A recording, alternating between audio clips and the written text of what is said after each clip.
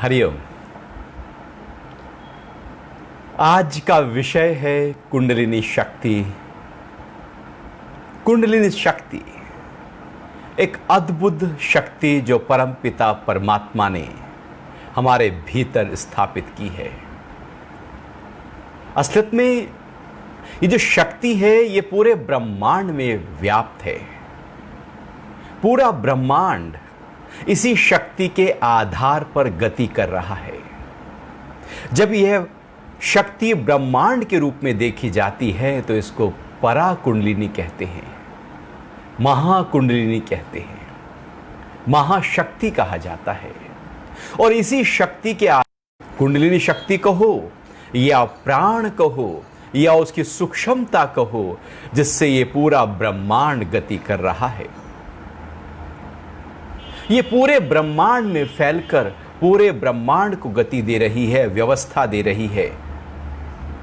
5 तत्व इसी के आधार पर प्रकट हुए हैं, या यूं कहें पूरा ब्रह्मांड इस कुंडलिनी जो महाकुंडलिनी है, जो ब्रह्मांड में व्याप्त शक्ति है, उसके आधार पर ही प्रकट हुआ है। एक है शिव, एक है शक्ति। शिव अर्थात कॉन्शियसनेस, शक्ति अर्थात पार्वती, या जिसको ब्रह्मांड में कहें तो महाकुंडली। ये कुंडली हमारे पूरे ब्रह्मांड में एक ऊर्जा की तरह गति कर रही है। असलियत में शिव और शक्ति अभेद है। ये दो नहीं, ये एक ही हैं। क्योंकि शिव कुछ करते नहीं हैं, उनकी शक्ति ही पूरे ब्रह्मांड को गति देती है। पूरे ब्रह्मांड उन्हीं की शक्ति के माध्यम से कार्य करता है। ये शिव महाअकर्ता है, लेकिन शक्ति महाकर्ता है। शक्ति से सब होता है, शिव की प्रेजेंस में सब कुछ होता है। आत्म साक्षात्कार का मतलब है शिव को अनुभव करना। और यह शक्ति केवल ब्रह्मांड में व्याप्त नहीं है। यह शक्ति तो पदार्थ के छोटे से छोटे परमाणु के रूप में, कण के रूप में, परमाणु के रूप में विद्यमान है। इलेक्ट्रॉन, न्यूट्रॉन, प्रोटॉन भी इसी शक्ति के आधार पर है। पदार्थ भी इसी शक्ति के आधार पर बनता है और इसी शक्ति के आधार पर टूटता है।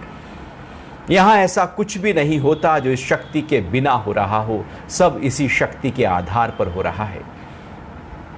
तो जब पूरा ब्रह्मांड इस शक्ति के आधार पर चल रहा है, तो यह जो शरीर है यह भी तो ब्रह्मांड से ही जुड़ा हुआ है। जो ब्रह्मांड में है उसी का ही छोटा रूप इस शरीर में है।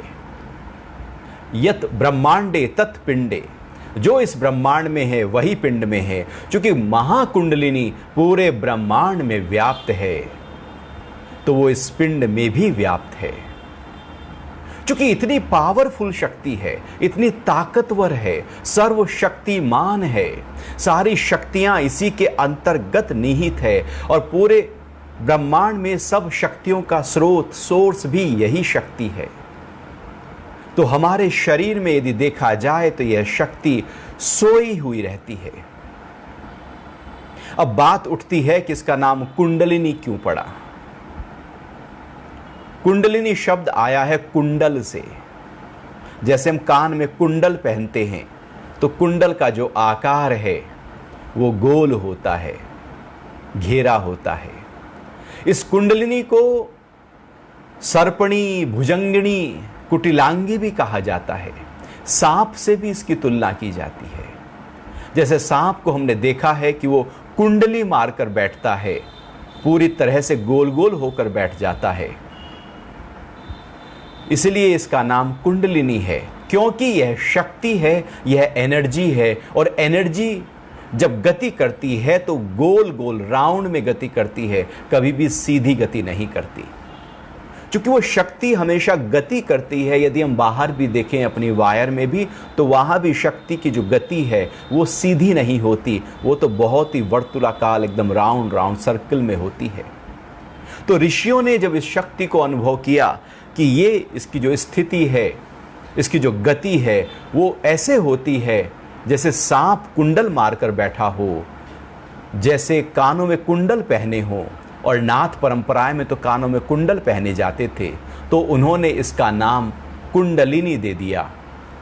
एक संबोधन है, एक सूचक है कि जैसे सांप गोलाकार होकर बैठता है, ऐसे ही ये शक्ति हमारे ही शरीर में निहित है। और ये शक्ति कोई आंखों से नहीं देखी जा सकती। ये जो इंद्रियां हैं वो इन शक्तियों तक नहीं पहुंच सकती, क्योंकि ये शक्ति हठयोग के ग्रंथ वर्णन करते हैं कि बाल के नोक के 1000वां हिस्सा, मतलब बाल का नोक बहुत बारीक होता है और उसका भी 1000वां हिस्सा, या यूं कहें जो देखने में आंखों के साथ आ नहीं सकता, बहुत सूक्ष्म, अति सूक्ष्म है, लाल रंग की है, क्योंकि एनर्जी का जो कलर है वो लाल है, लाल रंग की है। 3.5 लपेटे खाकर, 1 लपेटा, 2 लपेटे और 3, और उसके बाद आधा लपेटा, और 3.5 लपेटे खाकर 42 लंबी, ये उसकी पैमाइश बताइए कितनी बड़ी है। मतलब वो जो एनर्जी का जो मूवमेंट है हमारे शरीर में, यदि वो सीधी होती है, एनर्जी गति करती है, तो वो उसकी गति क्या है। तो 1.25 ये हुआ, यहां से लेकर लगभग 9 इंच, तो 42 3.5 लपेटे खाकर लाल रंग की बाल के नोक के 1000वें हिस्से के समान अपनी पूंछ को अपने मुख में दबाकर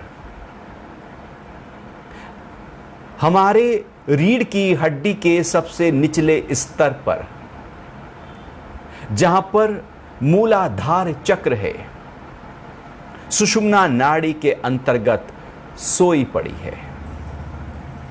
हमारे शरीर में इस शक्ति का केंद्र रीढ़ की हड्डी के सबसे निचले स्तर पर है, और कहा है कि यह जागी नहीं है, यह सुप्त है, सोई है, और सोई सोई होकर भी ये हमारे पूरे शरीर को चला रही है।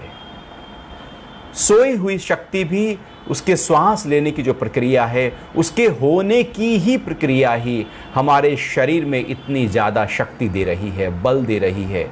हमारी बुद्धि को, मन को, इंद्रियों को, शरीर की सारी सामर्थ्य, सारी गतियाँ उसी ही सुप्त शक्ति के आधार पर हो रही हैं। जब वो सोई सोई इतनी शक्ति हमको दे रही है, तो जागी हो तो कितनी अद्भुत शक्ति से भरी हो। ये जो शक्ति है, असलियत में इसका मुख्य केंद्र सहस्रार ही है, जुड़ी है सहस्रार से, शिव से, लेकिन सोई हुई है सबसे रीढ़ की हड्डी के निचले स्तर पर।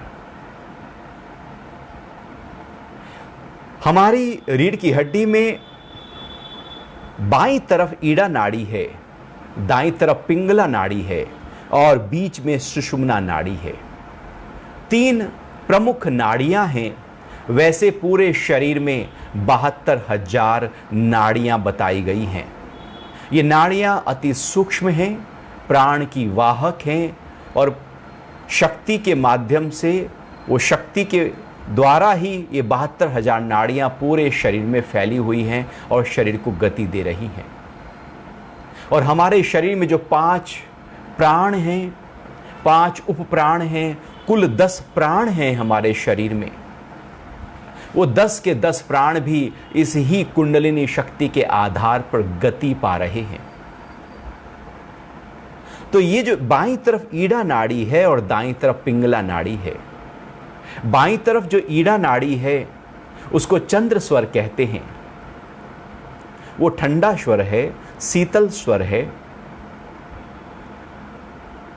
उसको गंगा भी कहा जाता है। और जो दाईं तरफ है उसको पिंगला कहते हैं, वो सूर्य स्वर है, गर्म स्वर है, उसको पिंगला भी कहा जाता है और उसको यमुना भी कहा जाता है। तो बाईं तरफ नाड़ी रीढ़ की हड्डी के पीछे की तरफ बह रही है और दाईं तरफ बह रही है। उसके ठीक बीच में बिल्कुल सटी हुई सेंटर में सुषुम्ना नाड़ी है, जो परा नाड़ी है, जो मुख्य नाड़ी है।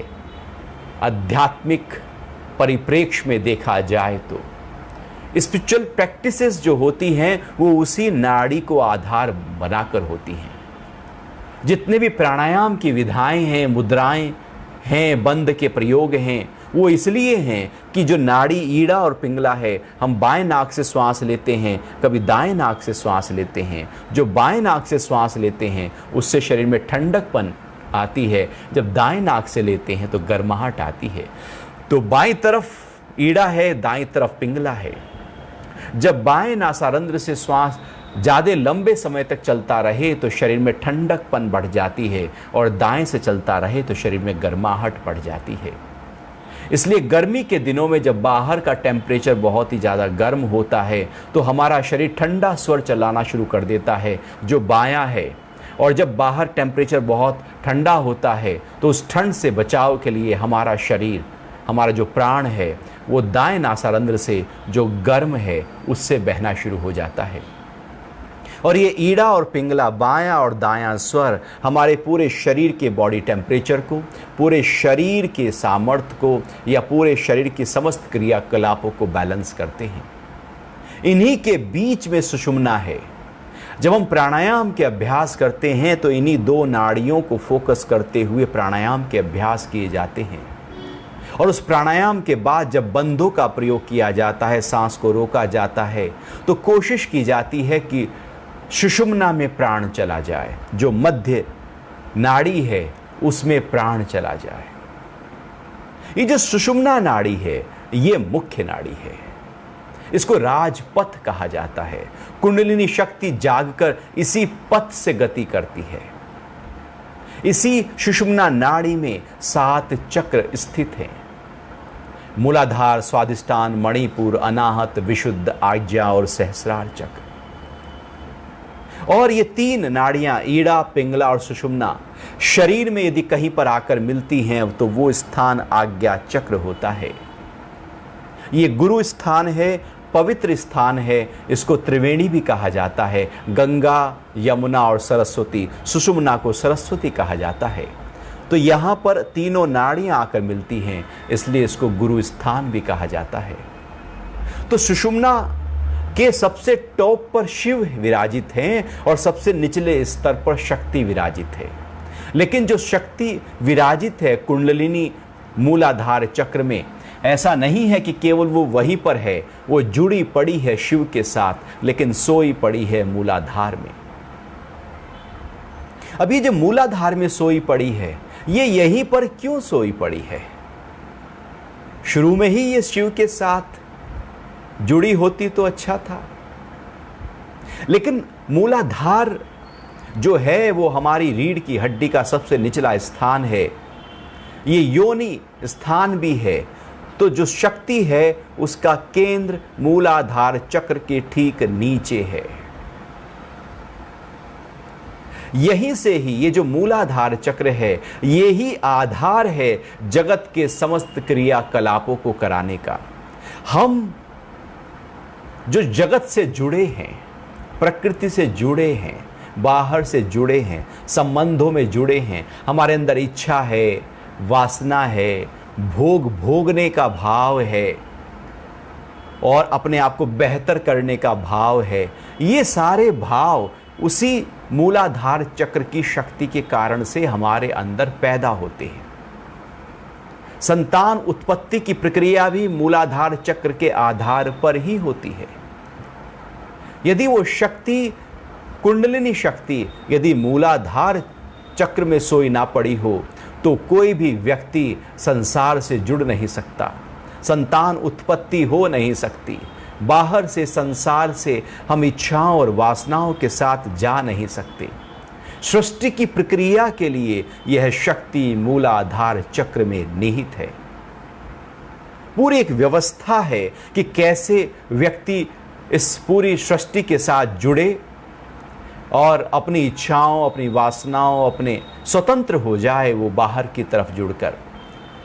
यदि वो शक्ति वहां है तो स्वतंत्रता बाहर की तरफ है। और यदि वो वहाँ शक्ति नहीं तो व्यक्ति बाहर से पूरी तरह से वैराग्य की ओर बढ़ जाएगा, वीतरागी हो जाएगा। हमारे सारे संबंध वही मूलाधार चक्र की शक्ति के आधार पर ही खड़े हैं। सारी वासनाएं, सारी इच्छाएं उसी के आधार पर खड़ी हैं। यदि वो शक्ति वहां पर निहित ही ना हो और सीधे ही शिव के साथ एकाकार कर ले,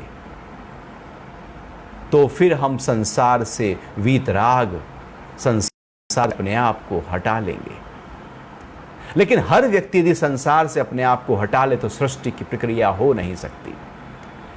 इसलिए सृष्टि ने, प्रकृति ने इस शक्ति को मूलाधार चक्र अर्थात सबसे निचले स्थान पर रखा है और एक सामान्य प्रक्रिया है। शक्ति सोई है और व्यक्ति अपने जीवन को जी रहा है, अपने भोग में, वासनाओं में, इच्छाओं में जी रहा है। अब प्रश्न उठता है कि इस शक्ति को फिर हम क्यों जगाएं? सोई है तो सोई रहने दो, जाग कर क्या होगा? लेकिन ये जागने की प्रक्रिया है, बड़ी अनूठी प्रक्रिया है और बड़ी कठिन है, दुस्तर है। और एक ऐसी प्रक्रिया है, यदि ये गलत शक्ति जाग जाए तो नुकसानदेह बहुत ज्यादा है। इसलिए इसको अति गोपनीय कहा है। इसलिए कहा है कि समर्थ गुरु ही, जो पूरी तरह से शक्ति के बारे में समझते हो, जिनकी शक्ति पूरी तरह से जागृत हो, शक्ति के सारे क्रियाकलाप, उसकी जो क्रियाशीलताएं हैं, उसकी जो गति है, इसका स्पंदन है, वो उसको समझता हो, बारीकी को जानता हो, वही गुरु इस शक्ति को जगा सकता है। और वो समय समय पर जो साधक है उसको साधना के इस शक्ति को जगाया और यह गलत दिशा में गति कर गई तो उसका बहुत ज़्यादा खतरा होता है। क्योंकि शक्ति के लिए सबसे पहले महत्वपूर्ण होता है सुषुम्ना नाड़ी की सफाई करना। यदि शक्ति की सुषुम्ना नाड़ी, शक्ति जागी और सुषुम्ना नाड़ी पूरी तरह से साफ ही नहीं है तो शक्ति तो जागी है, गति तो उसकी होगी ही होगी। वो या तो बाईं तरफ चली जाएगी या दाईं तरफ चली जाएगी, या तो ईड़ा नाड़ी की तरफ गति करने लगेगी या पिंगला नाड़ी की तरफ गति करने लगेगी। और जब ये शक्ति ईड़ा और पिंगला नाड़ी की तरफ गति करती है तो वो जो ईड़ा नाड़ी में जो ठंडकपन है, वो शरीर के अंदर वो ठंडकपन बढ़ जाएगी और ऐसा व्यक्ति डिप्रेस हो जाता है। और यदि यह शक्ति पिंगला नाड़ी की तरफ गति कर गई, क्योंकि पिंगला नाड़ी गर्म प्रकृति की है, उष्ण है, तो ऐसा व्यक्ति पागल हो जाता है। उसके ऊपर उसकी स्पीच का कोई कंट्रोल नहीं रहता और वो अनाप शनाप बोलने लगता है, अनाप शनाप क्रियाकलाप करने लगता है। पूरी तरह से मस्तिष्क एकदम उस शक्ति को सहन नहीं कर पाता, क्योंकि वह सही दिशा में ब्रेन की तरफ, मस्तिष्क की तरफ, ऊर्ध गति की ओर सही रास्ते से नहीं आई है, वो गलत रास्ते से आ गई है। जब शक्ति बाईं तरफ या दाईं तरफ से आ जाए तो वह साधक को पूरी तरह से उसकी साधना पथ से भ्रष्ट कर देती है और इसलिए शक्ति खतरनाक हो जाती है। और जब एक बार शक्ति वो गलत दिशा में गति कर जाए तो उसके बाद किसी भी तरह की कोई मेडिसिन नहीं है जो व्यक्ति की संभाल कर सके, क्योंकि वो शक्ति ही गलत दिशा में गति कर गई। तो ऐसे में फिर उस शक्ति को उतारना पड़ता है, वो गुरु के माध्यम से उस शक्ति को सही दिशा चैनलाइज किया जाता है। तो इसलिए यह शक्ति हमेशा से गोपनीय रही है। समर्थ गुरु के निर्देशन में ही इस शक्ति को जगाने की प्रक्रिया रही है। तो इस शक्ति को जगाने से पहले गुरु शिष्य की पूरी तरह से सात्विकता पर ध्यान देते हैं कि उनका भोजन सात्विक हो जाए, उनकी दिनचर्या व्यवस्थित हो जाए, उनके मन व्यवस्थित हो जाए, उनके विचार शुद्ध होने लगे, भाव शुद्ध हो जाएं, हर स्तर पर एक शुद्धि तैयार हो जाए, अर्थात एक तैयारी हो जाए, ऊर्जा अंतर्मुखी हो जाए। हमारे अंदर की इच्छाएं और वासनाएं जो जगत की तरफ थी काफ़ी हद तक वहाँ से हट जाएं और वो सब अंतर्मुखी हो जाए।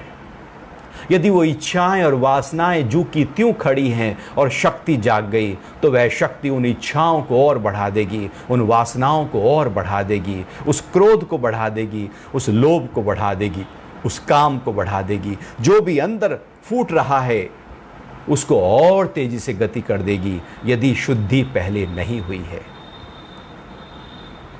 तो इसलिए उसको शुद्धि करना बहुत जरूरी हो जाता है। फिर जब ये शक्ति, जब गुरु देखते हैं कि ये शक्ति पूरी तरह से जागने के लिए तैयार है, ईड़ा और पिंगला नाड़ियां शुद्ध हो चुकी हैं, सुषुम्ना में भी जो मध्य की नाड़ी है वो पूरी तरह से शुद्ध है, प्राणायाम की क्रियाओं के माध्यम से, ध्यान की क्रियाओं के माध्यम से उसमें जो मल इकट्ठा हो गए थे, इच्छाओं और वासनाओं के और विकारों के, उनको साफ कर दिया है। योग अग्नि से उनको स्वाहा कर दिया है। तो अब एक तैयार हो जाता है शिष्य उस शक्ति को जगाने के लिए। ऐसा नहीं कि गए और शक्ति जागी, वो जैसी शक्ति जागी वैसी सो भी जाएगी, वो कुछ कर भी नहीं पाएगी। क्योंकि शक्ति जब जागती है तो बहुत ज्यादा क्रियाएं देती है। जब शक्ति जागती है तो शरीर में स्पंदन देती है, कंपन देती है, हलचल देती है, शरीर वश में नहीं रहता, इतनी गति देती है। शरीर उठकने लगता है, पटकने लगता है, ऊपर नीचे हिलने लगता है, गोल गोल घूमने लगता है, सांस प्रश्वास की गति बहुत तेजी से होने लगती है, बेहोशी आ जाती है, व्यक्ति गहरी नींद में चला जाता है, घंटों घंटों बेहोश पड़ा रहता है। क्योंकि शक्ति जब पहली बार जागती है और उसके लिए तैयार नहीं है पात्र, तो वह फिर गलत प्रकार से अपना प्रकटीकरण करने लगती है। तो गुरु जब शक्ति जगाते हैं तो पहले तैयारी देते हैं, साधक को उस शक्ति के लिए पूरी तरह से ज्ञान देते हैं, समझ देते हैं कि शक्ति जब जगेगी तो हमारे शरीर में क्या क्या क्रियाएं होंगी। उन क्रियाओं की जानकारी जब पहले से ही होगी तो उन क्रियाओं का स्वागत होगा साधक के द्वारा, और यदि क्रिया की जानकारी पहले से नहीं तो साधक अंदर से डरने लगेगा कि ये क्या हो रहा है मेरे साथ, ये कुछ गलत तो नहीं हो रहा। क्योंकि वो शक्ति, जब शक्ति जागती है तो व्यक्ति अपने शरीर पर अपना कंट्रोल खो देता है। अब शक्ति उसके शरीर को कंट्रोल करती है, शक्ति उसके प्राणों को, उसकी इंद्रियों को, उसकी बुद्धि को, उसके मन को कंट्रोल करती है। अब शक्ति ही शक्ति छा जाती है, व्यक्ति का कंट्रोल पूरी तरह से हट चुका होता है। तो शक्ति जब जागती है, गुरु देखते हैं कि शक्ति अब जागने योग्य हो गई है और साधक का पात्र तैयार हो गया है, उसकी भूमिका तैयार हो गई है, उसको मोटा मोटा ज्ञान हो गया है, सब कुछ हर स्तर पर शुद्धि हो गई है। अब शक्ति को जगाया जाता है। इस शक्ति को जगाने के कुछ उपाय होते हैं। पहला उपाय है प्राणायाम, बंध की क्रियाओं के माध्यम से, हठयोग की क्रियाओं के माध्यम से शक्ति को जगाना। जैसे महावेद मुद्रा, महाबंध मुद्रा, तीनों बंधों का प्रयोग, भस्त्रिका प्राणायाम, सूर्यभेदी प्राणायाम, ये इस तरह के अभ्यास हैं जो सीधा मूलाधार चक्र पर सीधा प्रभाव डालते हैं, और लगातार जब प्राण हम उस स्थान पर ले जाते हैं तो वह स्थान पूरी तरह से अग्नि से भर जाता है और शक्ति जाग जाती है। तो पहला तरीका है प्राणायाम मुद्राओं के माध्यम से, वो भी गुरु के निर्देशन में कि कैसे कौन से प्राणायाम किस विधि से किए जाएं। दूसरा तरीका होता है ध्यान के माध्यम से। हम ध्यान के माध्यम से सहजावस्था को प्राप्त होते हैं। क्योंकि शक्ति सहजावस्था है, इसलिए इसको सहज ध्यान भी कहा जाता है। शक्ति की यात्रा को सहज समाधि भी कहा जाता है।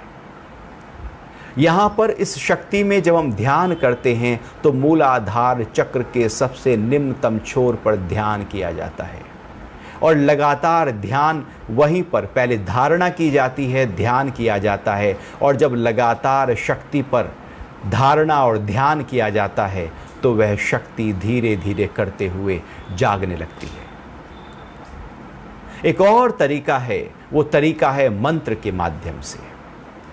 गुरु एक मंत्र देते हैं, गायत्री मंत्र, अजपा जाप, कोई एक मंत्र या गुरु के द्वारा दिया गया एक मंत्र, उस मंत्र का बार बार जाप किया जाता है और एक समय ऐसा आता है वो मंत्र की शक्ति सीधे जाकर उस कुंडलिनी शक्ति के ऊपर चोट पहुंचाती है और मंत्र अपनी पूरी शक्ति को फैला देता है, बिखेर देता है, खोल देता है और वो मंत्र की शक्ति के माध्यम से कुंडलिनी शक्ति जाग जाती है। एक चौथा उपाय है शक्तिपात, जहां पर गुरु शिष्य के आज्ञा चक्र पर टच करते हैं, उसके सहस्रार पर टच करते हैं या उसके माथे के बीचों बीच टच करते हैं। वो स्पर्श करते ही शक्ति जाग जाती है, या केवल दर्शन के माध्यम से गुरु आंख भरकर देख लेते हैं, वो शक्ति जाग जाती है। तो स्पर्श के माध्यम से या शब्दों के माध्यम से गुरु कुछ बोलते हैं और उस संकल्प से बोलते हैं कि शिष्य की शक्ति जाग जाए, तो शक्ति जाग जाती है। इस तरह से ये तरीके होते हैं शक्ति को जगाने के। फिर जब ये शक्ति जागती है, किसी भी तरीके से जब ये शक्ति जागती है, तो सबसे पहले शरीर में कुछ कंपन शुरू हो जाता है, एक हलचल शुरू होती है और एक ब्लिस की अनुभूति होने लगती है। एक ऐसा ब्लिस जो कभी जीवन में अनुभव किया ही नहीं होगा, इतना आनंद से भरा हुआ, जैसे परम आनंद मिल गया हो, जैसे अक्षय सुख मिल गया हो, और ऐसा जी करेगा, मन करेगा कि बार बार बैठ जाऊं मैं ध्यान में और बार बार उसी ही आनंद को प्राप्त करने लगूं।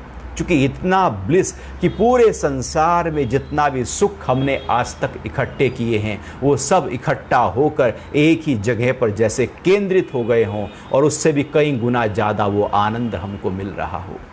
वो अंदर का आनंद, परम आनंद एकदम प्रकट हो जाता है और शरीर में कंपन पैदा होना शुरू हो जाता है। हाथ पैरों में कंपन, सांस तेजी से आना जाना शुरू हो जाता है और अनुभव होने लगता है कि कमर के पीछे रीढ़ की हड्डी में कुछ गति हो रही है, कुछ क्रिया हो रही है, जैसे कोई सांप जाग गया हो, जैसे वो फुंकार मार रहा हो, जैसे कोई एनर्जी, कुछ प्रकाश, कुछ गति हो रही हो, जैसे कोई चींटियाँ सी दौड़ रही हो, जैसे कोई रेंग रहा हो हमारी कमर के अंदर, जैसे सांप रेंगता है, ऐसी रीढ़ की हड्डी के अंदर कोई सुषुम्ना नाड़ी में कुछ हलचल, कुछ सिकरन सी हो रही हो। ये अनुभव शुरू हो जाते हैं साधक को, और ये अनुभव जब होने लगते हैं साधक को, तो साधक उसका आनंद लेना शुरू करता है। उसके बाद जब ये शक्ति धीरे से जागती है, तो सबसे पहला काम जो शक्ति करती है, वो करती है चित्त में पड़े हुए संस्कारों का नाश करना।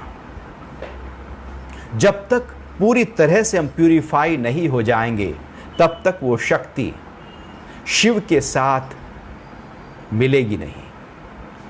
शुद्ध होकर ही वो मिल सकती है, और वो शक्ति इन सभी चक्रों को जगाएगी, मूलाधार चक्र की शक्ति को जगाएगी। फिर उसके बाद वो शक्ति ऊपर की ओर गति करके स्वादिष्ठान चक्र की शक्ति को जगाएगी। ऐसे करती हुई, हर चक्र की शक्ति को जगाती हुई, हर चक्र की शक्ति को अपने साथ लेती हुई, वो सहस्रार में जाकर तब स्थापित होती है जब चित्त में पूरी तरह से जो संस्कार हैं, जो वासनाएं हैं, वो इच्छाएं हैं, वो खत्म हो चुकी हों। तो शक्ति जब जागती है, उसके बाद जो साधक है वो निरंतर साधना करता रहता है, और साधना में उसको बहुत ही अद्भुत अनुभव होने शुरू हो जाते हैं। अनेक प्रकार की, कई बार व्यक्ति आवाज़ें निकालना शुरू कर देता है। कभी कुत्ते की आवाज़ निकालेगा, कभी बिल्ली की आवाज़ निकालेगा, मुंह से अजीब सी आवाज़ें शुरू हो जाएंगी, अजीब सी हरकतें शुरू हो जाएंगी, अजीब से अंदर अनुभव शुरू हो जाएंगे। कभी लगेगा कोई सांप बिल्कुल ऐसे बैठा है फना लगाए हुए, कभी लगेगा शक्ति पूरी तरह से प्रकाशित हो गई है, कभी लगेगा जैसे 1000 सूरज एक साथ खिल गए हों, अंदर इतना प्रकाश होगा, कभी लगेगा नीचे से ऊपर तक प्रकाश ही प्रकाश भरा हुआ है। अब वो शक्ति की क्रियाकलाप हमारे प्राण में, जो हमारे कर्म फल के इम्प्रेशंस हैं और न जाने कितने जन्मों के हैं, जितने भी जन्म हमने आज तक लिए हैं, जिस जिस योनि से हम गुजर कर आए हैं, हर योनि से हम गुजर कर आए हैं, हर योनि के संस्कार हमारे अंदर आज भी विद्यमान हैं। जो हर योनि के संस्कार आज भी विद्यमान हैं, वो सारे संस्कार वो शक्ति जाग कर सबसे पहले भस्म करती है, उनका नाश करती है। और वो संस्कार बहुत तेजी से नाश करती है। ऐसे ही है कि जैसे बहुत बड़ा हवन कुंड हो, तो उसमें यदि आप कुछ भी डालेंगे तो बहुत तेजी से स्वाहा हो जाएगा। और केवल दीपक हो और बहुत सारी चीज़ सामग्री हो जलाने की, तो तेजी नहीं होगी। जैसे जंगलों में आग लगी हो तो तेजी से स्वाहा कर देता है, ऐसे ही शक्ति जब पूरी तरह से जागती है तो वो चित्त में पड़े हुए संस्कारों को सबसे पहले स्वाहा करना शुरू करती है। इसको योग अग्नि कहते हैं, योगाग्नि कहते हैं। तो